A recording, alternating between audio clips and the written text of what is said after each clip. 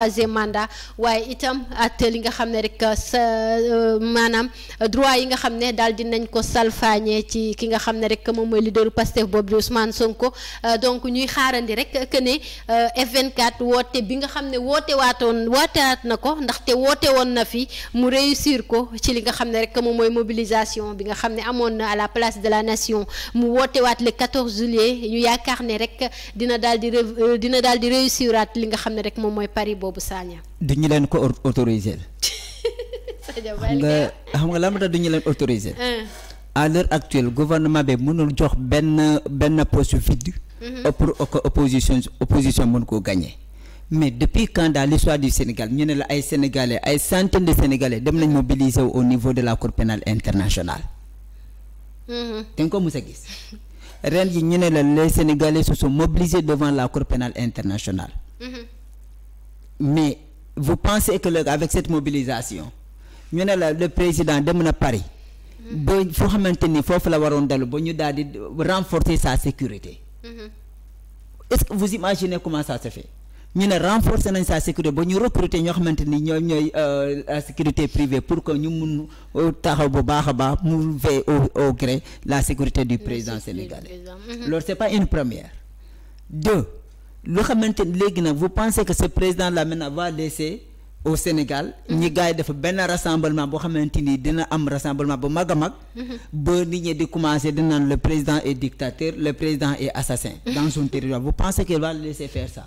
Non, day xataraayu day bañ day métti rek mais duñu ko autoriser. non war nañ ko mën a autoriser. waaw non dama laa ne à l'heure actuelle demande de manifestation. mais après tabaski lay doon kay.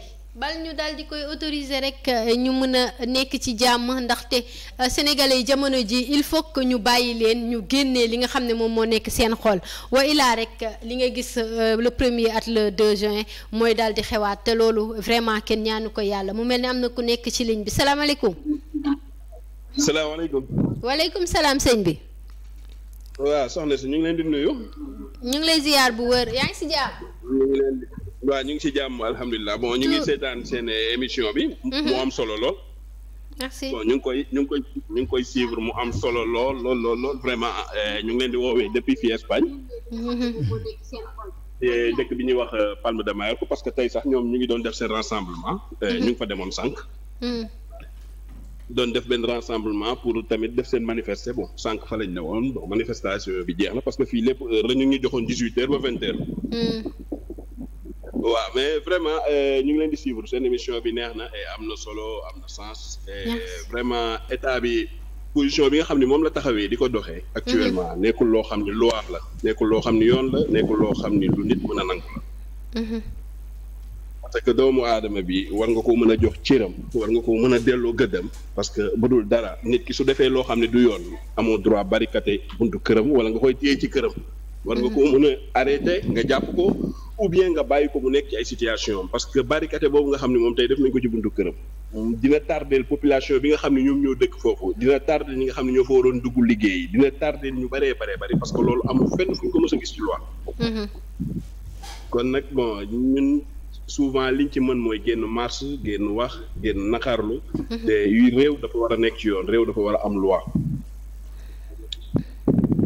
allo. oui ñu ngi lay dégg sëñ bi.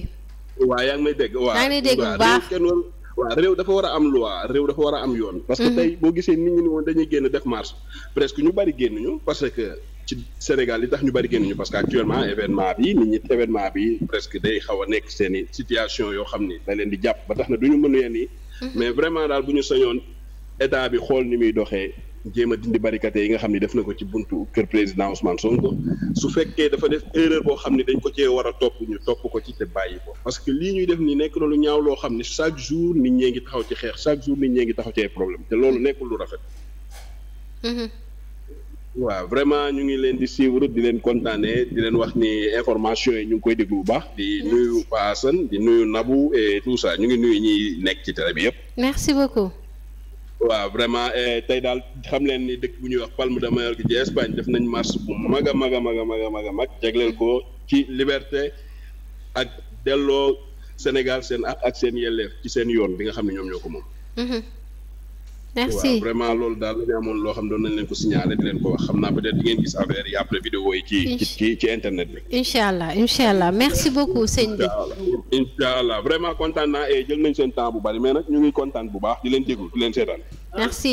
merci beaucoup.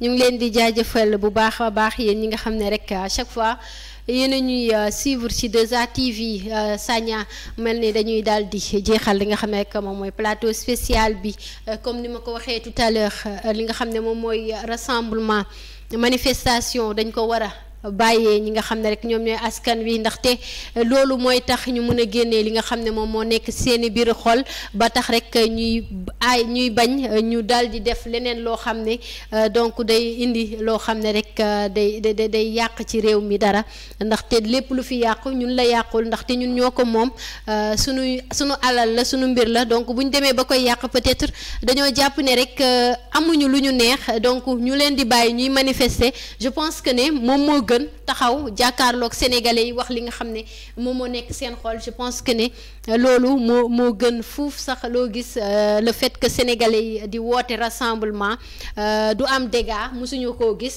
gis rassemblement bu dérapé musuñoo gis aussi rassemblement boo xam ne aussi tamit day mujjee ci ay emprisonnement wala ci ay xeex yoo xam ne mooy loolu donc ñu bàyyi rek sénégalais yi ñu daal di def seeni rassemblement je pense que ne loolu mooy li gën. Sali yaa ngi rappelé le proverbe qui dit c'est quand la torture interroge la douleur répond.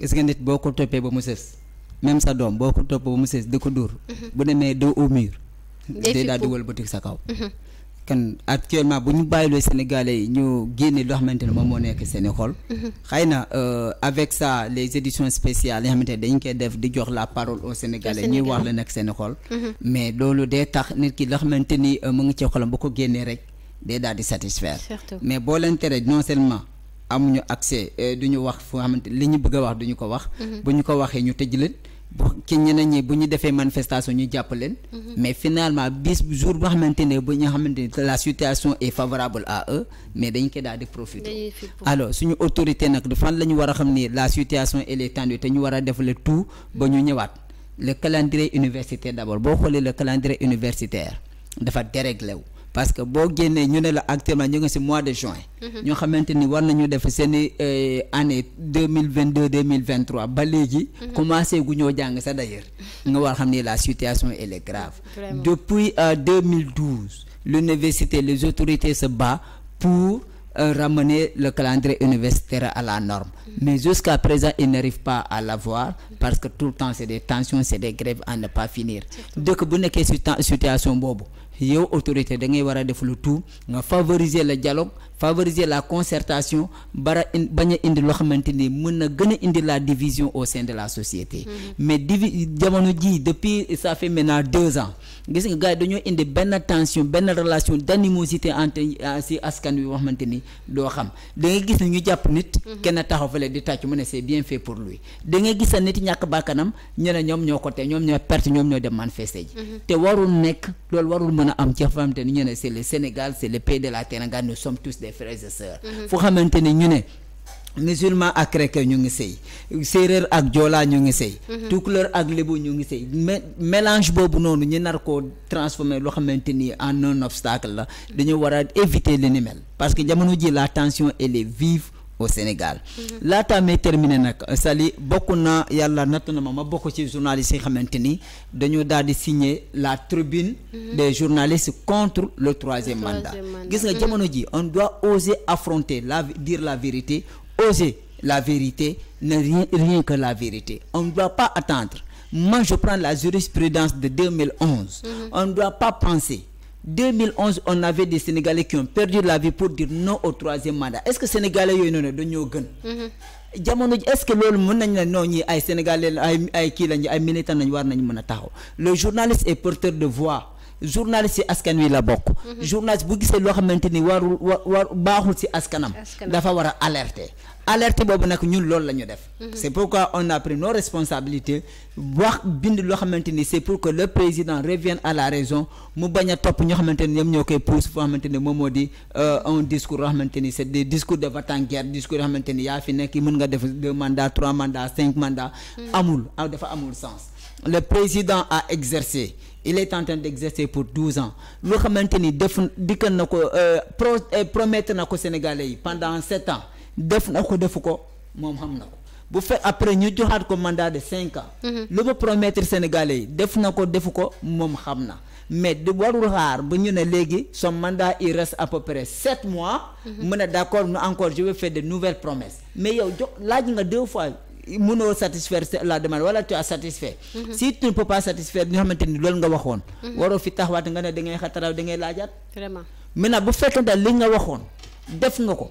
waroo xaar ba ñu ne la léegi bul posé waat bu fekkente yow tu es blanc mais gongo comme disent les peuples y a pas de problème mais yow demal rek boo demee yi nii ñoom ñoo lay woowaat ne la kaay nga continuer war le travail. Voilà, le Brésil le président qui était là-bas. Il n'est pas revenu.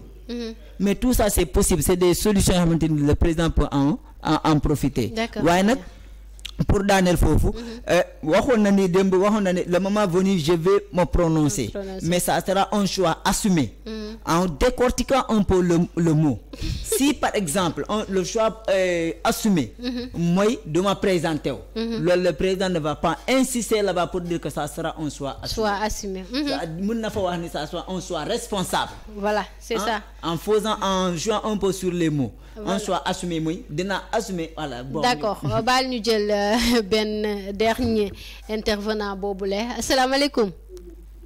waaleykum salaam wa rahmatulah. sëñ bi nuyu nañ la. Sali fay naa la. yaa ngi si jàmm. sant bu baax a baax a baax macha allah. tur bi. John Souleymane. John Souleymane. oui. Souleymane John. voilà. Souleymane John nuyu nañ la. fay naa la Sali. yaa ngi si jàmm.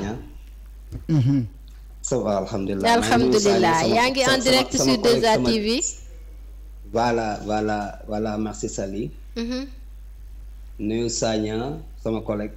ñu ngi lay fay sama directeur. voilà monsieur Sagna maa ngi lay nuyu bu baax a baax. maa ngi lay fay. waaw di rafetlu intervention yi am na solo trop. merci beaucoup. waaw fi nga daanelee sànq rek laa bëggoon a insister tuuti surtout. parce que ces temps-ci Saliman dama seetlu ne au Sénégal loo xamante ne suñu force la woon cohésion sociale. suñu politique yi commencé nañ di ko yàq. muy lan surtout. mooy les relations de cousinage yi nga xamante ne existé woon na dans notre société. diggante Joola ak séeréer. Sagna en est l'exemple vivant. wax na ko sànq. mais buñ demee ba di singali fi mu toll nii ay xeet. day mujj doon lu doy waar. te dañoo war a xalaat postérité. Sénégal yemul tey. du yem tey du yem 2024. et l'histoire va nous juger les générations futures vont nous juger. lan lañ leen fi bàyyi. loolu lu mët a bàyyee xel la. surtout. beneen affaire bi muy loo xamante ne man ma koy métitlu bu baax a baax. mooy le fait que suñu imaginel ñu ngi wax barricade Ousmane Sonko mais barricade wuñ Ousmane Sonko tout simplement mais la Casamance est complètement isolée présentement. non loolu nañu daal di xoolaat wax jooju rek c'est pas isolé juste que dañoo jël seeni mesures rek nañ ko ñaawlu rek mais c'est pas isolé ñu daal di rafetal kàddu yi rek. waaw effectivement Sagna ci ñaawlu boobu lañ nekk xam nga boo déggee ma lay naan isolé c'est vrai que on ne peut pas l'isoler. le monde est devenu un village planétaire c'est vrai mënatuñ isoler kenn. mais mesures yi ñuy jël. falaa bëgg a ñëw lu ñuy war a xoolaat bu baax a baax peut-être le mot a été un peu lourd. mais mesures yi ñuy jël lañ war a xoolaat maa ngi déglu moto Jakarta yi di ko wax sànq ne xaar ba 13h ngeen di génnee mesure dañoo war di xalaat suñu population bi xalaat cohésion sociale bi loolu laay wax. Mais par exemple man si j'ai le droit de me mouver par exemple dans ma région du Sine Saloum comme je veux. Mais il doit être de même parce que état la ñu wax. Il doit être de même pour ceux qui sont dans d'autres régions. Localités, tout à fait. Que ça soit au Fouta, que ça soit en Casamance, que ça soit vers Saint-Louis, etc. Donc nañuy jël mesures yooyu di xalaat ne Sénégal benn bopp la kenn mënu ko xar ñaar. Mesures yooyu nañ koy alléger bu baax a baax. Foofu rek laa bëggoon a wax parce que barricade bi métti na trop. ñun je pense que état dafa war a am nu muy fonctionner. et dëgg naa Sagna di ko wax léegi nguur day jeex. yàlla sunu borom ni ñu koy jàngal ci alxuraan waaye nguur ni muy jeexe toujours day métti. dañoo ne tuttikul man tasha wa tanzikul mulku man tasha. yàlla bu lay jox nguur da la koy jox de. waaye gis nga bu koy jël da koy nangu da koy bëf. moo tax ñu war a ànd ak xel ànd ak sago. di kontaan bu baax a baax ci seen taxawaay parce que situation bi yaakaar naa ne fi mu toll nii. kenn ci ñun amul droit noppi. ndaxte amaana ñoo ngi leen di déglu partout. donc peut-être que bu ñu leen déggee yàlla mën na def Sénégal dellu fa mu newoon. incha allah di leen ñaanal di leen jaajëfal bu baax a baax. merci beaucoup. waaw di gën a nuyu sama goro boobu noonu. merci beaucoup John. voilà di leen jaajëfal bu baax. allez merci John ñu koy jaajëfal bu baax a baax internet yi comme ñoom niñ koy defee à chaque fois ñun dañuy jàpp ne sax gars yi duñu suivre mais nag dañuy suivre aussi te dañuy bàyyi xel bu baax a baax ci li nga xam ne rek moom la ñuy wax Sagna ñu daal di tàggatoo rek. waaw joxe dig daje ba suba. incha allah rabi ci sans filtre bi di ñaan le président qui revienne à la raison. je disais que boo defee la comparaison des mots. bu mu ne ça sera un choix assumé. moi j'attendais plutôt ça sera un choix responsable. mais quand on dit je vais assumer ma position loolu noonu laa fu nit ñi doon daw. foofu lay jëm si maanaam dinaa assumer ni. man président dinaa def loo xamante ni moom moo di la troisième candidature voilà bu fekkee waxoon na ne dinaa joxe benn choix responsable moi président de la République son excellent Macky Sall je ne ferai pas une troisième candidature loolu mën na yeewu loo xamante ni moom moo di askan wi. mais bu fekkee ne ça soit un choix assumé man déjà je m'attendais que le président dise que il va faire un troisième mandat te foofu noonu ça fait peur parce que les séquelles de 2011 sont là. 11 Sénégalais sont partis pour dire non au troisième mandat encore s'ils déclarent ça comment ça va se passer loolu tax na peut-être tax na ba l'état nit ñi génnuñu di manifester parce que tu entends à chaque fois à l'heure actuelle il y a deux termes que les gens utilisent au Sénégal concernant les manifestations dañuy xaar bis bu ñuy nar a jàpp Ousmane Sonko pour yóbbu ko kaso dañuy génn ñeneen ñi dañuy xaar ba bis bu président de la République ne dina déclarer sa candidature te ba ma nekkoon marché ba ma doon def sama rotation boobu may terminer ci marché Castor ma taxawaa benn jeune dafa ma ne moom yàlla nattu nañu moom dafa ma xàmmee directement mu ne maa ngi leen doon dégg ngay wax le président pour mu bañ a def troisième candidature mu ne bu leen sonal seen bopp na ko déclarer rek ñun boobu kese la ñuy xaar te il était à côté ñeneen ñi ku bëgg a indi benn débat foofu parce que boobu du ma fa yàgg après ma ne leen non man damaa yàkkamte maa ngi dem mais imaginez maintenant ku nekk di xaar benn proposition rek kii boo naan dinaa def rek ñoom ñu doog a wàcc donc moom moo war a dindi loo xamante ni cette tension là ñu naa ñaani yàlla rek Sénégal am jàmm ak salaam di wax tamit bu fekkee ne kàddu ni ñu yëkkati bu fekkee ne dafa ñaaw rek ngeen jéggal ñu dañoo matadi mais dañuy jàng tamit bisi boo xamante ni jàng bi mokk na rek duñ daal di def erreur donc di la jaajëfal aussi di la encourager ci arrestation bi sali am na CV bu bees mën na ko dugal ci CV bi alors di remercier aussi les soldats de l'ombre ñi xamante ni ñoom ñoo tax nit ñi participer ci émission bi tamit ngeen gis ñu ngeen ñëw suivre en direct